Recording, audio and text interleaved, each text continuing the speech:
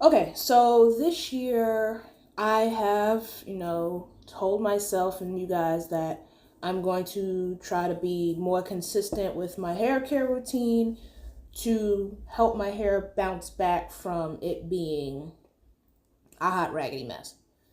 However, I've been trying. I've been sticking for the most part with the same products that I've been using since the start of January, probably the end of December. And I do want to say that I have made some mistakes along the way where I just want to go back and I was reflecting on how I possibly got to where I am now. And I think after going through my old social media stuff, posts and everything, I believe that I have figured out what my mistakes were. So, mistake number one, I was experimenting a lot. If you see me looking over, yeah, you see me looking, put my notes there. So, mistake number one is I experimented a lot. I was, on TikTok, on YouTube, and everything. And this is something that I did see consistently with a lot of, the influencers where a lot of them have said they blow dry their hair. Even though they wash their hair once a week, they blow dry their hair. And a lot of them would always be like, they would show like, hey, I still have my curl pattern. And it's not even just using a regular blow dry, whether it's that or Rev but they would always be like, yeah, I do this every week and my hair is fine. And, people always say, having your hair stretched is a way to help, maintain your length retention as well as get rid of breakage or reduce breakage, how I should say. So I was like, sure, I'll try it. I'll use my Rev or my blow dryer every week. And yeah, that was a bust. That was a bust. My hair had a lot of split ends. I had to cut a lot of my hair off, and I paid the price for that. My hair was super dry and everything. It was a hot mess. Never doing that again. So to piggyback off of the excessive experimenting with the blow drying, at one point I also tried henna. Now, I didn't do straight up henna, but I did a henna gloss. And I was told, henna glosses are a lot more gentler than a straight up henna paste. So I figured, I'm going to try that every week. They say it's not as harsh. Why not? Now, the first couple of times, I was like, oh, this is doing something right. My hair feels amazing. I would say probably about a month or two in, split ends, hair getting a little more dry than usual, hair breaking off a lot easier. Once again, now I still have the henna bag in my closet. Excuse me. However, I have decided that I'm probably going to only do henna once a year. So I'll say like once every 6 months max. So the last time I did henna, I did it, I would say probably back in February. I believe it was February. So I'm probably not touching that henna again until, if anything, the end of the year. And that's if I feel like it. But I think henna was something where it's a nice strengthening product, but you know how it is when you use too much, then it gives the opposite effect and it starts destroying your hair. So I believe that's what it was. And, just to piggyback off of the henna thing, this is something that I feel like I'm not going to do anymore, which is, get a heavy protein treatment because I used to use the Sacred Reconstructor, and that's a good product. However, I think for me, it's too strong. And that's because I don't have colored hair. I don't blow dry and straighten my hair often.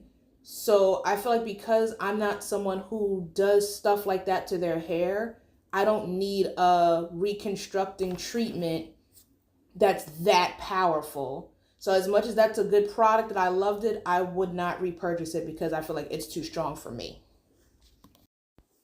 So the second mistake that I will say that I've noticed that I've done and I still continue to do, which I just caught myself, I buy products I don't need. And I will definitely say I have been someone who has allowed themselves to be influenced from social media, where I would see videos of girls with like long hair and their hair looks really nice, and they'll say, hey, this is what I use, this is what helped me grow my hair. And I'll be like, you know what? I don't know, it's not that much money. I'll buy it. Because the products that I've bought, they're not that expensive. Like, the most it'll be like maybe it's $20. So it's like, hey, whatever, it's not gonna hurt. But then I use it one time, then it sits in my closet, and then it sits, and then eventually I buy something else because I got bored with the last thing. And shoot, even then I just bought this product line that just came out, and everybody was hype about it, including me, and I bought it. I've used it consistently for the past month, and I will say I didn't care for it like that much. It's okay, but it's not. It's something where if I could go back in time, I wouldn't rush to buy it. And now it's like I feel like I've had like products where I have something where I know it works. It was consistently working. And I look back at my old social media and I see I used it consistently, but because of, hey, here's this shiny new toy over here, you forget about the toy that's been holding you down since you were 4. Because, hey, the shiny new toy is over here. And then when you play with the toy and you realize this technology is kind of, ass, and it breaks after a month. Meanwhile, this toy over here had been holding you down since 92. Like, you kind of feel stupid. So I would definitely say I've fallen for the social media trap of, hey, try this, try this, try this.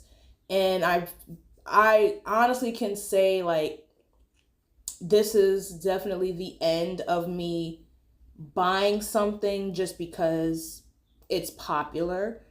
And I think me also staying away from social media for the most part has helped me too. Like, I uninstalled Facebook, I uninstalled Instagram, and I just doom scroll on TikTok, and I'm thinking about uninstalling that as well. Yeah, I think I'm gonna probably, eventually uninstall TikTok too, because at this point TikTok is literally a cesspool of buy this, here, go link in my bio, click the orange cart, buy this, buy this, buy this. But it's literally it's like the perfume department at Macy's. Here. That's all it is. So it's like I'm this close to uninstalling TikTok as well.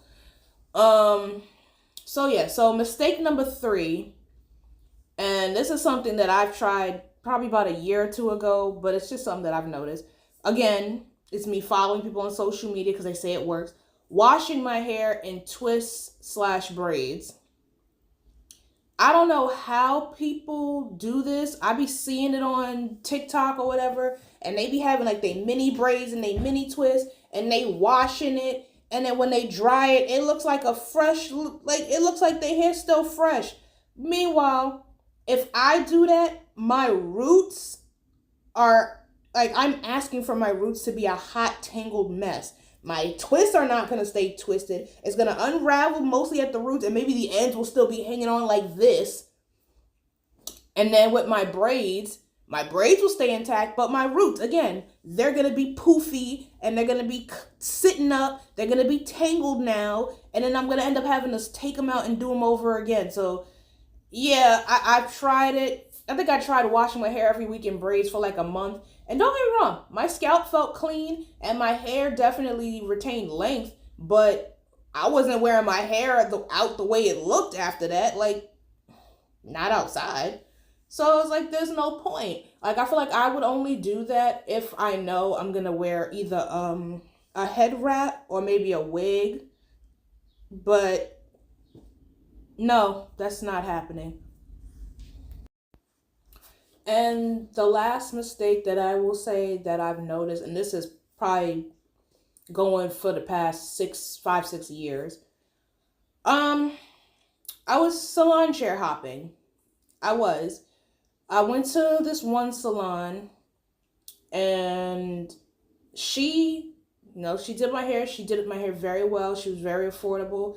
And even she told me, whatever you're doing to your hair, keep doing it because your hair is amazing, right? However, she was about a 20-minute drive for me, 25-minute drive. So it was like, you kind of out there. So then I found another salon that was more of a 5 to 10-minute drive from me. I'm like, all right, you're closer. Why not? She's more expensive though, but she was closer. No luxury salon. Why not? She looks at my hair and she goes, when's the last time you trimmed your hair? I'm like, oh, I just trimmed my hair like a couple months ago. And she's, no, you need to trim your hair every 3 months. That's the rule. You gotta trim your hair every 3 months. So her being a hairstylist, I'm like, all right, sure, why not? So then I end up going, I think for like a whole year, I think I went every quarter. I kept up with quarterly trims. Every 3 months I went, got my hair washed, blow dried, trimmed. And all of a sudden my hair went from mid-back length to arm, bra strap length to shoulder length. And it was like, whoa, what is going on? Why is my hair getting shorter? My hands was looking good. My hair was looking fuller, but my hair was getting shorter. And it was like, what the fuck is going on? And then come to find out, there is no written rule about trims. Some people don't trim at all. Some people trim every 3 months. Some people trim once a month, once a year or twice a year. It doesn't, like, there's no such set schedule. And even I look at my videos back in the day where I didn't trim my hair very often. And even though, like, there were moments where I would even see in my videos where I would see myself saying, oh yeah, my ends looking a little off, but hey, I think that's just how my ends look because no matter how much I cut them, they look like this. So if I've noticed even back then, I accepted that my ends are not going to look perfect. And I think that's what made me not cut my hair too much. And that's what helped me retain length. So because I'm listening to, got different people's hands in my head, I'm listening to multiple different ideas, I didn't know what the hell I was doing with my hair. And I feel like that was a disastrous mistake for me. That's what made me lose a lot of length. So I will say, after seeing everything, I would say my biggest lesson is listen to your own hair, but don't listen to what other people say because their hair is not your hair. Like, when I look at people who say, hey, I blow dry my hair every week and my hair is fine, I also got to pay attention to how, their hair is resilient. They also do all this different stuff. They get all this PR. They got their hands in their hair and their hair's still thriving because their hair is just resilient like that. They have really thick, dense hair. Like, their hair is not like, maybe they have strong, coarse hair. So their hair can handle all that beating where my type of hair probably can't do that. I have to learn. My hair is not their hair. And then with the, buying products, I need to stay the fuck off social media pretty much. And I have to stick with what works for me.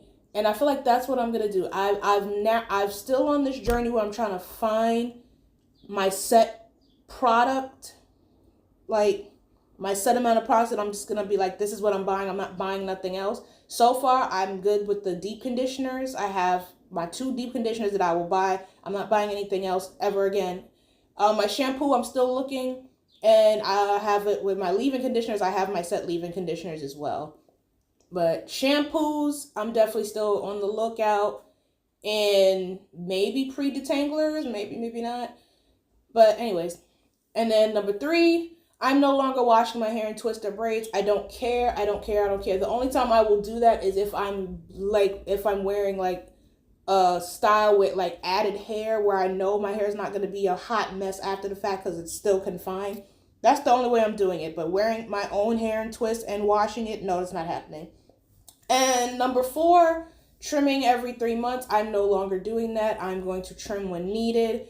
And sometimes, even then, I'm just going to try to not look at my hair too much, because I've noticed with the type of hair I have, no matter how much I trim my hair, I get split ends, I get fairy knots. It doesn't matter what I do, how many protective styles I wear. It don't matter. My hair is going to fray, split, knot, and it is what it is. That's just the nature of my hair, and I have to accept it. So that's everything. That's it so far. Let me know in the comments whatever hair mistakes you may have made, and how did you learn to overcome it, or what have you done to overcome it. And, you know, even if you have any advice for me in my hair journey, let me know. I'm still open to suggestions. So until the next video, bye.